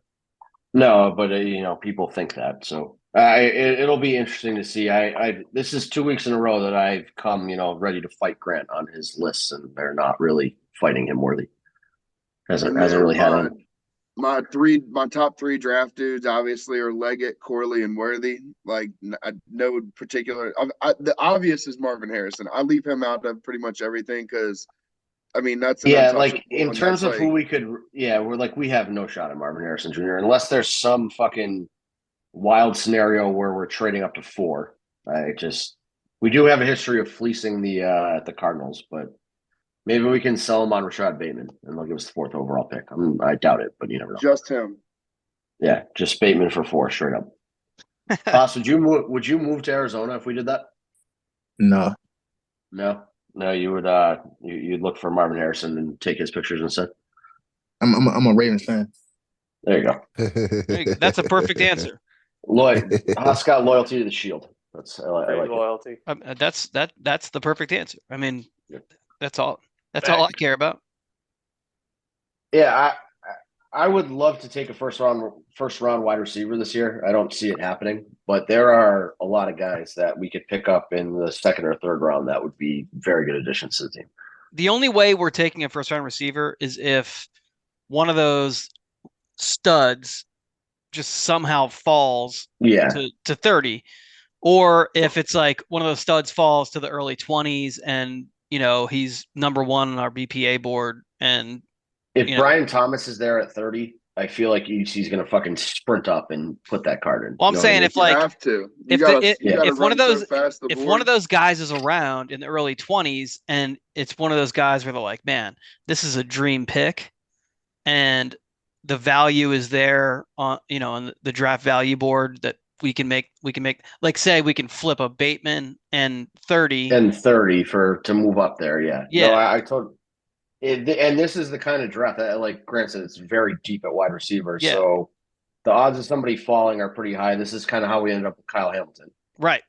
There was a ton of guys at, other positions that people rank higher. So, I mean, there's a lot of quarterbacks that are going to go early. That, there's a offensive line and tackles specifically are very top heavy. And so I feel like those are going to go. There's, 3-4 corners that people are really coveting. And so at that point, you're in like the 20s. There's a good chance for somebody to fall. Yeah, well, and it's how we ended up with Linderbaum too. Yeah, well, and you're gonna get those people that are like, oh man, we drafted a first round wide receiver last year, and they're gonna bitch about that no matter how good the person is. But at the end of the day, who gives a shit as long as they make the team better? Exactly. It's the same as like the argument that Drew and I got in 2 years ago, and now we got people fucking jerking their dicks about it. When the argument we made was when they were talking about Saquon Barkley might be available for trade. And my statement was, if he's available for trade and the trade is like a second round pick, then yeah, do it. And they're like, oh, but he's been hurt. I don't give a fuck if he's been hurt. Saquon Barkley, he makes the team better. He's a good player. You want as many good players on your team as possible. That's the argument. I want as many good players on the team as possible. At the time, we were going into the season with literally all of our running backs coming off of injuries, every single one. So and they're like, yeah, but Saquon Barkley too. I'm like, yeah, Saquon Barkley's injury was a fucking ankle sprain they were basically nursing the ankle sprain. So if you're talking about the injuries to our players and his, not the same. And Saquon Barkley better than all of the running backs that we have. So, not the same. And either way, Saquon, I just want better players all the time. I want as many as I can get. So the logic of no, I don't like that. Fuck you. I always want good players. And now people are like, give me Saquon Barkley now that he cost $36 million for 3 years. Think about the obvious though. Like it's a deep receiver draft. It's already been established. But where we're picking at 30, if we're not moving up because of the depth of the draft and the needs that we would need, why not take a top end wide receiver that's going to fall to you that any other draft would be a top 20 pick? You're getting him at 30. We have struggled historically at drafting wide receivers, but not just drafting, just at assessing wide receivers as skill players. So period, having a variety of wide receivers at any given time. We've had one who's good and we've had the rest suck, or you know what I mean? Like we've never had like a fully stocked arsenal of wide receivers, and we're getting to the point where we have that. Like last year, I think probably it was the most diverse arsenal of wide receivers we've ever had. That was the best we had since Super Bowl year. So yeah, probably. So and arguably more talent last year than I think ever. Personally, I just like if you want to go like pound for pound, probably the most talented group of wide receivers ever. Now, Bateman didn't live up to his expectations, blah, blah, blah. But we had 5 first-round wide receivers on the team last year. Yo, I got to head out. Before I leave. All right, Haas. Before I leave, y'all doing a song? No, we have an outro now. Y'all talked about that boy Bateman so much, my man got to go, man. That's crazy. Yeah. That's his man. He's got to, So wait, y'all be safe. All right, man. Thanks for joining us. All right, man, bro. All right, so I don't know how I leave. If we can, if at 30, the best pick, the best guy there is a great wide receiver who fell to 30, you take the best wide receiver. And, if there's an opportunity to trade up early in round 2 and get a really good wide receiver, again, and I'm going to repeat it every single fucking week. And if people don't agree with me at this point, you're brain dead. Trust EDC. He's really fucking smart. He's put us in a position now where every year this team has gotten better. The only reason the team slipped up at, certain points in the past, in a couple of years past, in was 21 and 22 was injuries. Yeah. Right. Had nothing to do with the roster construction. So, and John Harbaugh. I mean, and coach, and coaching decisions in the moment. Sure, and whatever you want to call it. What happened? What? And I'm agreeing with the coaching part and that boob bitch. Greg Roman, But EDC has built. EDC has done. He's built a hell of a fucking roster, man. He's done his job. EDC is not the problem. It's the coaching. Okay, and listen, people will accuse me of being biased. That's fine. I will put EDC against any GM in the league. Any. Even Jerry Jones. I was just about to say that. I'm just saying, like, EDC cook. EDC head to head with any GM in the league. I'm sure you can make an argument for another one over him. That's fine. I'm just saying, like, you can put EDC head to head with any GM in the league. Outside of Brett Veach, who do you have a legitimate argument for? I'm saying he is a top 2 to 3. You could probably say John Lynch is up there too. But again, no wins, no Super Bowl wins. So right. But I'm saying, not to mention he missed really early and traded up a fuck ton compensation. Yeah, for Trey Lance. You don't have a Trey Lance. No. Yeah. EDC has not taken as many wild swings as some other GMs. Right. But that means he also doesn't have the massive misses. So no, EDC is a top 2 to 3 GM in this league. Yeah. Period. He just is. He does his job at a very high level, so I trust him. So, it is what it is. Actually, I wanted to get back to a point Grant made last week. At EDC, we trust. Yes. Yeah. I mean, people 100%. used to say that. People used to say that as like a joke to be sarcastic, but that's like actually how you should feel. 100%. And they said it because we really felt that way about Ozzy, but we should feel the exact same way we felt about Ozzy about EDC. I think you should feel better about EDC than you felt about Ozzy. EDC was Ozzy's understudy for so long. Yeah, and let me say another thing too, right? People gotta stop trying criticizing EDC for his draft picks, acting like Ozzy ain't had some bad draft picks too. Hello? People people criticize EDC for his draft pick like 2 games into their first season. It's crazy. And like the only bad draft EDC has had is 2019. Right.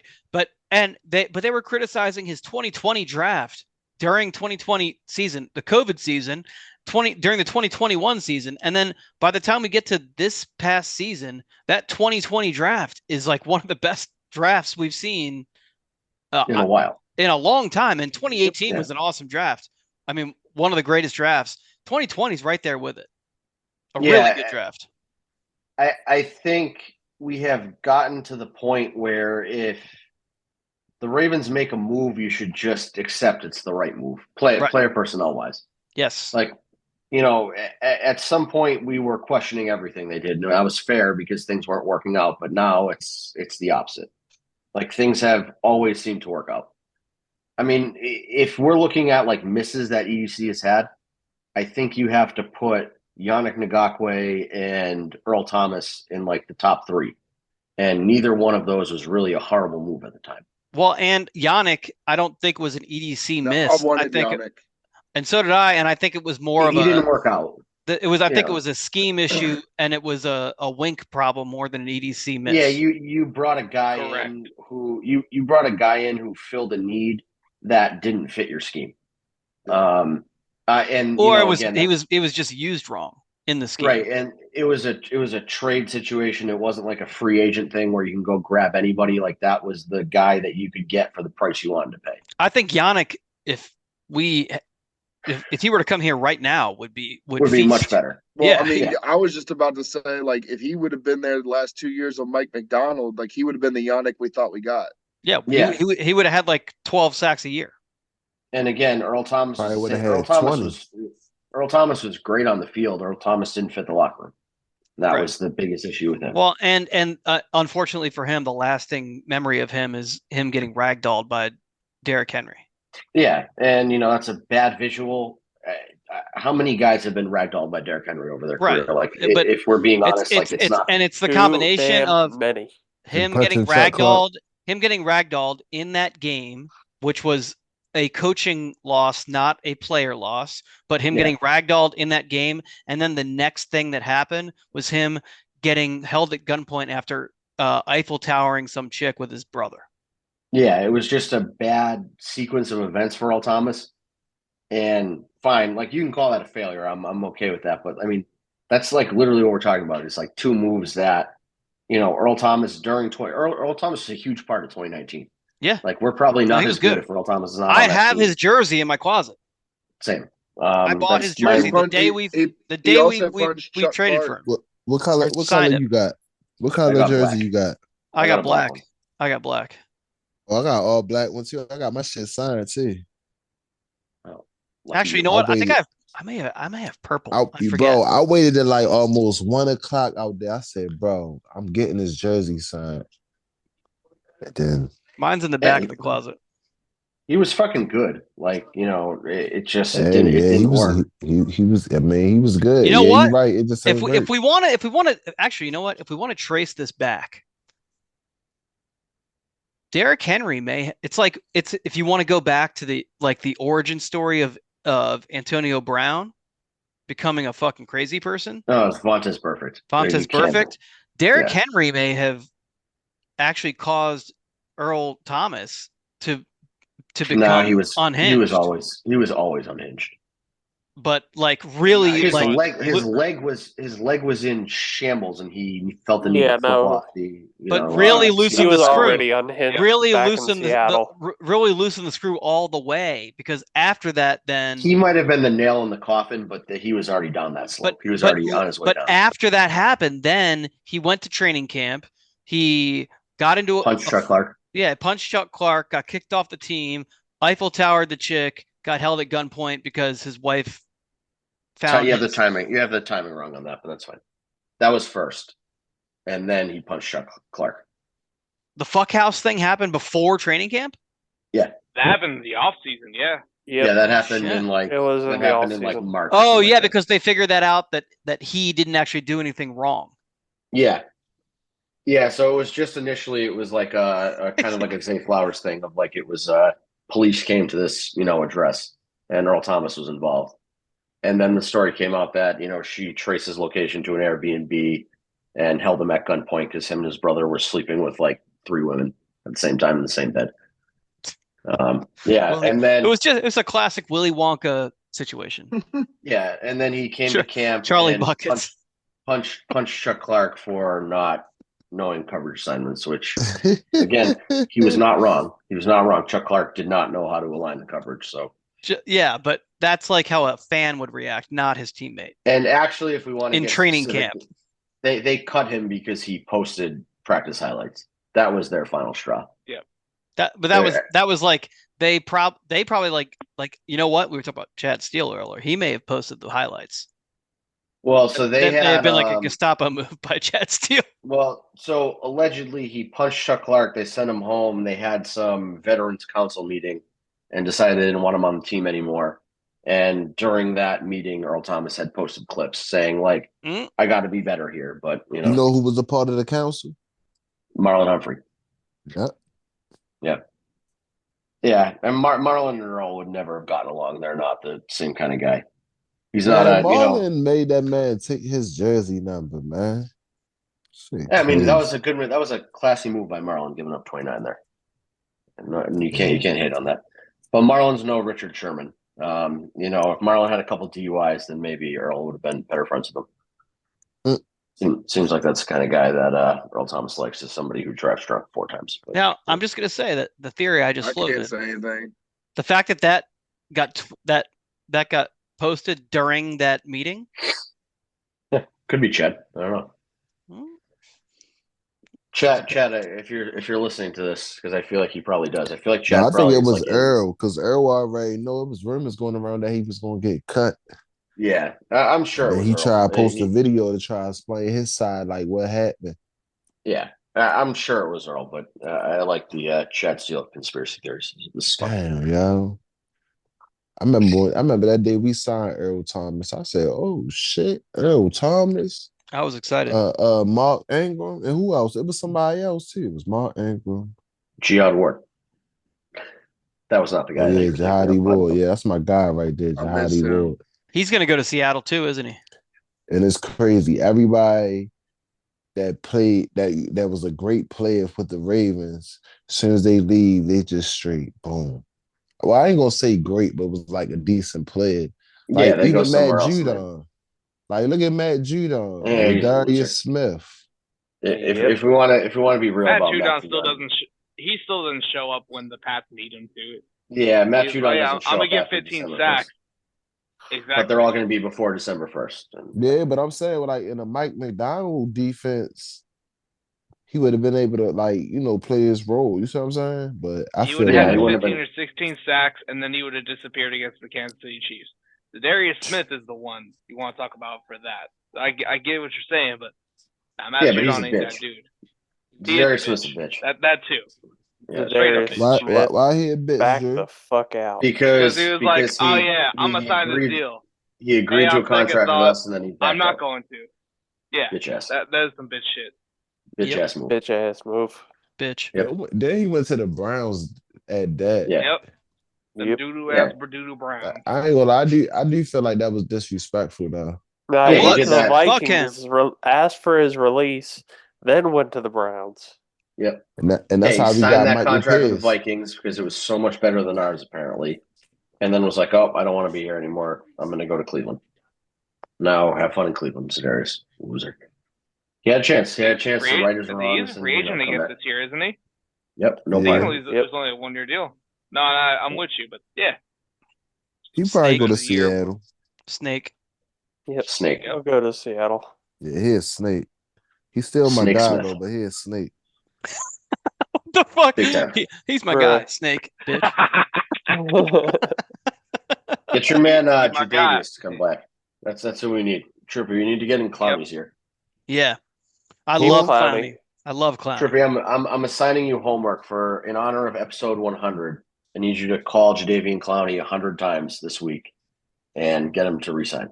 Man, I'm gonna have to do something.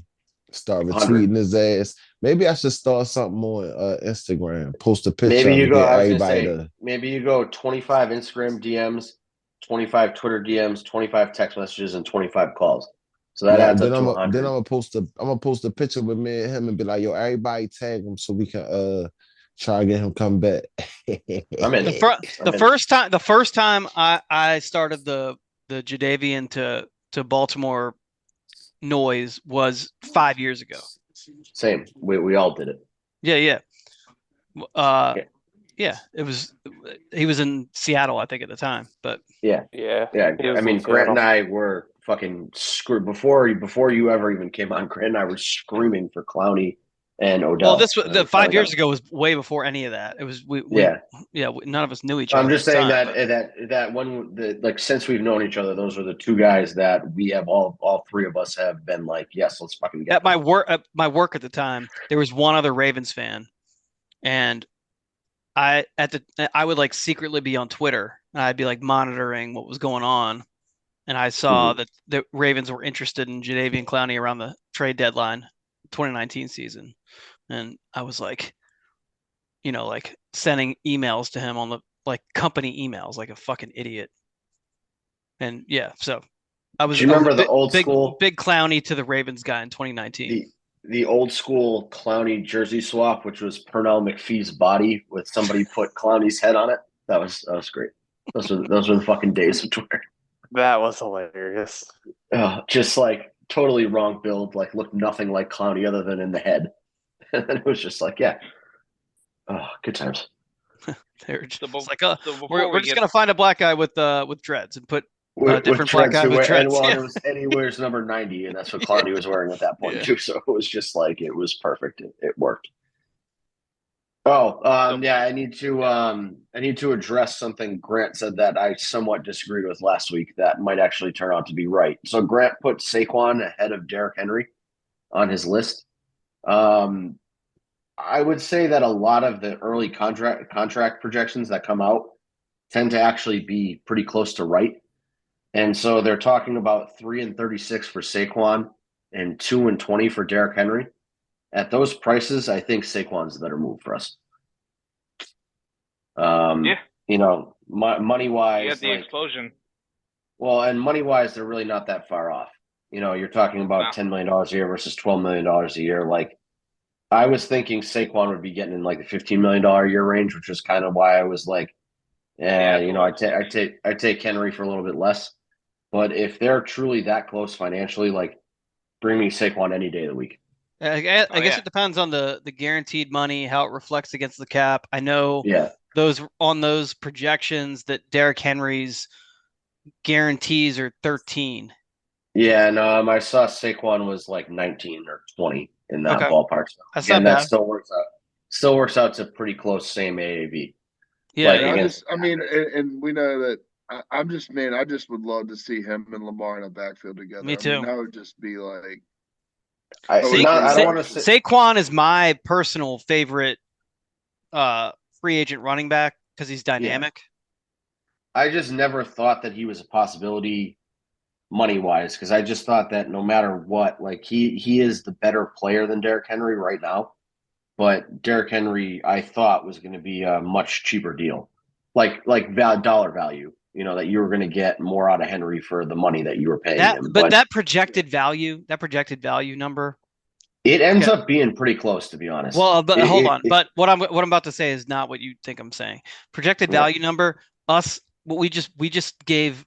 We basically just sucked EDC's dick for fucking 5 minutes. EDC is not going to pay the projected value number. He's not. EDC is very, very good with the only exception to this rule so far is Lamar got basically exact market value, like dead on market value, and which is undervaluing Lamar. So that's exactly. And before that, Odell got over market value, and the reason he got it was to move along the Lamar contract. Well, and he got over market value cash wise because he got under market value cap hit wise. So there was that trade off there. I think that regardless, I think the framework of a Saquon Barkley deal is that you're going to have to pay him $20 million guaranteed over 3 years versus $13 million guaranteed over 2 years for Derrick Henry. And so to me, I think Saquon makes more sense at those dollar amounts. I also think that honestly, what Saquon and what Derrick Henry can both do at the core of what they do and what we need them to do isn't that much different. I think Saquon does more. So exactly. So what I'm saying is in short yardage, I don't see them being much different. No.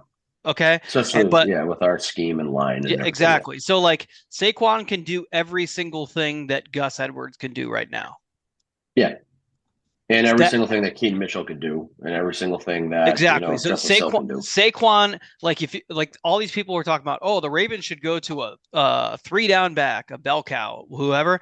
Saquon is that guy, but we also have Keaton Mitchell, so that's the best of both worlds. Yeah, well, and that's the best part about it is they're both dynamic in their own ways, and like Saquon legitimately can line up as a slot receiver. Exactly, I was going to say the same thing. He's a legitimate wide receiver too. Could you imagine? You don't have to ask him to and this is going to sound contradicting, but he does so much. But when you have a guy like Keaton, that's a young, explosive guy, I think he's going to come back fine from his knee injury, the way doctors and medicine is now. But you have two guys, that feature Saquon, but you don't have to overwork him. You don't. And the Giants, and you can have them both on the.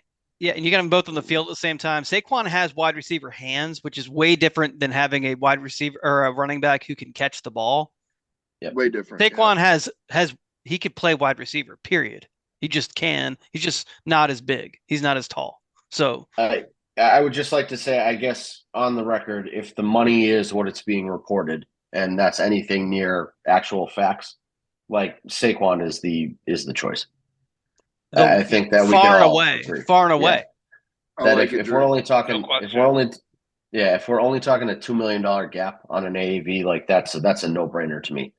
I was thinking we're looking at like a $5-6 million gap there. Then I think Derrick Henry becomes your better option. But and remember there was that clip from, and the only reason we all saw it, like Grant, I know, is a weirdo who watches network television and tunes into ESPN while he vacuums and shit. But we saw the clip that was floating around right where I forget who it was, but they said a person in the Ravens organization said to them, imagine Lamar Jackson and Saquon Barkley in the same backfield, right? So like that's a conversation going on in the building. I think everybody in the Ravens building must look at Saquon Barkley and be like, this is a fucking pipe dream scenario. Yeah. I mean, he is a better version of Ray Rice all around. And that was our last time we won a Super Bowl. He's also, you know what he is? He is J.K. Dobbins, but good at football and not a pussy. But he's J.K. Dobbins, but like the Mario when he like gets the flower power. He's like the better, bigger, better version of J.K. Dobbins. Yeah. He's J.K. Dobbins who works out in the gym rather than works his fingers out on Twitter. Yes, yeah, exactly right. Yeah. And let's also remember this. Real quick. Also remember this. EDC, big Penn State guy. True. I like the connection. And I was gonna say, as far as like the free agents, it wouldn't, as far as scheme wise, Saquon fit the offensive scheme better than Derrick Henry. 100%. Munkins, yes. Yes, definitely. 100%. I think before it came down to, I think Derrick Henry was assumed to be more attainable, and they're both attainable now, I guess is the point. Because I think that nobody really thought that Saquon would be realistically attainable, but he seems to be in that range now. So fucking do it. Remember during the season last year, the Giants, they were sort of like on the edge of playoff eligibility. Like it was weird. I mean, the NFC East was in a weird spot. Like it was strange. It was more the NFC wild card that there was nobody really. Exactly right. It was all like 500-ish teams. And remember, like in the middle of the season, where what's his name? Danny Dimes. What's his real Daniel name? Jones. Daniel Jones. Like his neck injury like resolved itself, and he got hurt some other way, and then they had that fucking weird Italian guy who was going to pizza parlors and shit. Tommy DeVito. Tommy DeVito. Yeah. Coincidentally, the fucking Joe Pesci's character in Goodfellas, Tommy DeVito. Yes. Yeah. So, I think that they were considering trading Barkley at one point, and then they pulled him back off the trade block. So because they thought they were in contention. Yeah, but the Ravens were trying to trade for basically all the running backs. They had 2 deals in place for 2 running backs, and got screwed by just weird ass circumstances. So so if Barkley was on the block, they would have been in on Barkley too. Yeah, and I mean that one might have worked out because they didn't fire the GM or have a crazy menopause owner that pulled the offer back. So just that's a new segment of society that we've offended, but I'm sure we don't have anyone in that group of people who listen, so it doesn't matter. If we're being honest, like I don't know any other reason why that would have happened. So I'm going on the publicly available fact. She's of that age, and she pulled the offer back because Will Levis threw 3 touchdown passes in the game. Yeah, so something happened. I don't know. I'm not going to speculate, but that deal was in place and it didn't happen because she said no. And then the other deal for Jacobs didn't happen because everybody got fired and nobody was picking up the phone. So. Everyone went home. Yeah. I wonder how many times EDC called the number that was, for the former GM of the Raiders at that point, being like, dude, you said we had a deal. Like, what the fuck, man? And then he's like, nah, man, I'm a happy hour. Whatever, dude. Well, allegedly, like, if you look at how that went down, that supposedly happened at like 10 o'clock at night. And it didn't get reported till like 8 o'clock the next morning. And I guarantee EDC strikes me as the kind of guy who, when something's on the back burner there, doesn't sleep. he's probably up all night, like refreshing his phone, like, dude, what the fuck? This guy said we had a deal. And then, he's not picking up phone calls, like nobody's returning their calls, and all of a sudden, like, they're all fired. Like, fuck off, dude. In the morning, it's EDC's desk has like 72 cups of empty iced coffees from Dunkin' on it. Yeah, it's just all Dunkin' iced coffees pacing around his office. And then, you know how we were talking about Chad Steele being the mob guy? Yeah. He's the enforcer, while EDC is the mob boss. Yeah, he's the Don Corleone of the Ravens. Will doesn't understand that. Will doesn't understand that reference, but everybody else will, so it's fine. Yeah, it's because it's the greatest original and sequel movies ever. Can't go trilogy because The Godfather Part 3 is kind of meh. One great line from Godfather Part 3, but other than that. Yes. When I think I'm out to pull me back in, or Yeah. No. That's where he belongs. Well, I mean, just the whole, fucking Joe Montana shooting up a, mob boss meeting with a helicopter was just, it kind of ruined the whole movie, but. Yeah. Or, Michael kills Fredo and then has like a mental breakdown about it, like 25 years later. It just doesn't really make sense. Yeah. No, it really doesn't. The downfall arc was what it was for number 2. So, anywho, that's going to do it for this week's installment. We've done 100 fucking episodes with various different lineups, people in various different roles. Here's to 100 more. Brandon, hold on. Before Jake does his dumb shit, plug your podcast. Fuck off, bitch. The podcast Around the Flock is nonchalantly on a hiatus. Well, yeah, I assume because you weren't consuming football, but I'm sure it'll be back, right? Yeah, whenever I get back on track with wanting to consume football and hopefully work doesn't get or burn me out as well, catch us at Around the Block to watch Around the Flock. Me and my cohort TD Hunter. We're not fans of his because he's a white man. Don't talk to him. Don't talk about him. Fuck him. Don't talk about him. When you guys do go support Around the Flock, just make sure you leave anti-white pants and pro-Brandon comments. And then we're good to go. I can dig that. I only support Brandon. I don't support his partner. Fuck him. And until he disavows white pants, we can't support him here. Listen, we've discussed this on the podcast. We're not sure if you guys caught the episodes where we talked about it, but TD is down for whatever wins. That's not what he said to me. That's not what he said to me. The problem is it's not an outright disavowing of white pants. He is not going to disavow. The issue that I'm running into is he's not going to disavow it, but he is going to be on the side of whatever wins. Okay, hold on. Right, but like everybody, you have to carry this message back to him. He has to disavow black jerseys and white pants. Yeah, we'll start small. I will do my best because he is currently on a social or Twitter hiatus. That's fair. Yeah, I mean, I would be on a Twitter hiatus too if I thought white was a great jersey combo. So I get it. No, but I've upgraded white to neutral status. Yeah, but I mean, didn't they won in white on which primetime game was it? They won twice. Yeah, but one of them was against the Cardinals, wasn't it? Christmas. Christmas. Yep. Christmas was the real. They're at 500. They're at 500 with Lamar. They're at neutral status. So it's a yellow light. They're at neutral status. So I'm giving him. I'm not benefit of the doubt. I'm nonplussed. Yeah. So just if you can get him to at some point disavow black jerseys, white pants, I think that'd be a great black step. Black jerseys, white pants are. Yeah, right. 0.33. I'll pass along the word. That's right. But anywho, hey Trippy, that's gonna do. Hold on. Hey, hold on, Jake. Trippy. Yeah. You have to die with Jake. Yeah, you guys go ahead. Jake can do it by himself. No, you got to die with him. Right. Now fuck off. Let That's Jake gonna do do it. it for this week's installment.